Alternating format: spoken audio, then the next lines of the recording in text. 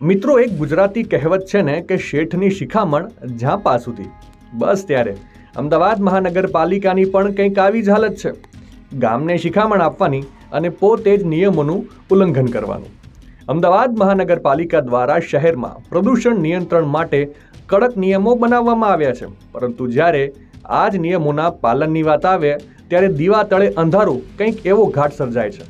અમદાવાદના ચાંદલોડિયા વિસ્તારમાં મનપા દ્વારા નિર્મિત મલ્ટી લેવલ પાર્કિંગની સાઇટ પર ગંભીર બેદરકારીઓ સામે આવી છે, જે બાદ ખુદ મનપાએ જ પોતાની આ સાઇટને દંડ ફટકારવાની ફરજ પડી છે.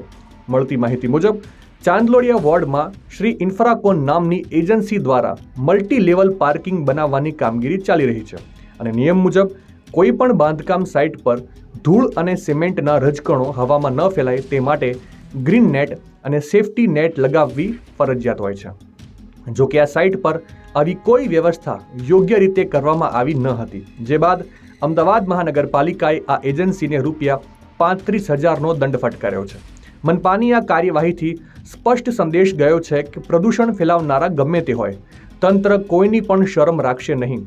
અમદાવાદ મહાનગરપાલિકાની આ કાર્યવાહી બાબતે તમારો શું અભિપ્રાય છે? કોમેન્ટ કરીને જરૂરથી જણાવજો.